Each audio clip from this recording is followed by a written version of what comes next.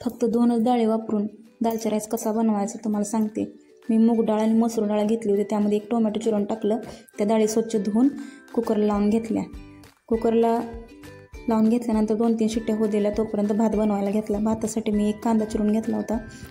त्यात थोडं तेल ओतून जिरं मोहरीची फोडणी दिली. खडा मसाला टाकलं आणि बारीक चिरलेली कोथिंबीर टाकली. त्यानंतर भाताला लागणारं पाणी ओतलं. चवीपुरतं मीठ टाकलं. त्या पाण्याची उकळी काढून घेतली. उकळी काढून घेतल्यानंतर तांदूळ धुवून घेतला. त्यात पाण्यात टाकून दिला. आता भात शिजेपर्यंत म्हटलं दालच्याचा मसाला बनवून घ्यायचा.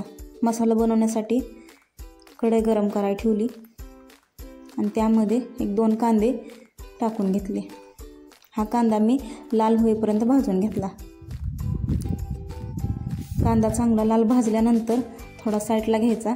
त्यात जिरं मोहरीची फोडणी द्यायची. थोडा खडा मसाला पण टाकायचा.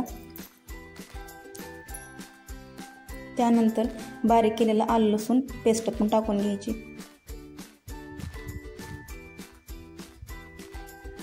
हे बघा अशा पद्धतीने टाकून घ्यायचं सगळं. त्यानंतर हे सगळं एका साईडला करून थोडंसं गावरान तिखट टाकून घ्यायचं.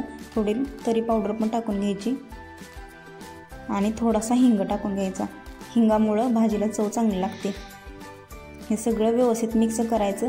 मिक्स केल्यानंतर 1 टोमॅटो चिरून याच मसाला टाकून घ्यायचं आणि 1-2 मिनटं चांगलं शिजू द्यायचं. शिजल्यानंतर थोडंसं ओलं खोबरं बारीक करून या मसाल्यात टाकून घ्यायचं आणि हे सगळं व्यवस्थित मिक्स करून घ्यायचं. मिक्स केल्यानंतर त्यात बारीक चिरलेला भोपळा टाकून घ्यायचा. भोपळा आणि हे मिश्रण सगळं व्यवस्थित भाजण्यासाठी थोडंसं पाणी ओतायचं आणि 2-3 मिनटं शिजू द्यायचं. शिजल्यानंतर शिजवून घेतलेल्या डाळी व्यवस्थित बारीक करायच्या आणि या मिश्रणात टाकून घ्यायच्या आणि 1-2-3 मिनटं चांगलं शिजवून घेतल्यानंतर त्यामध्ये वरून कोथिंबीर टाकायची आणि थोडासा गरम मसाला टाकायचा. यातच तुम्ही चिंचेचं पाणी पण टाकू शकता. त्यामुळे सुद्धा छान चव येते दालच्याला. अशा साध्या पद्धतीने दालच्या करून बघा आणि नंतर भात शिजलाय का बघून त्यामध्ये खायचा कलर तुमच्या आवडीनुसार कुठलाही तुम्ही खायचा कलर टाकू शकता. आम्ही जिलेबी कलर होता थोडासा तो टाकून घेतला. ते दिसायला पण छान दिसतं आणि खायला पण मस्त लागतं. लहान मुलं पण आवडीने खातात. असा साध्या पद्धतीने दालचा राईस बनवून बघा आणि कमेंट करून सांगा कसा वाटतोय ते.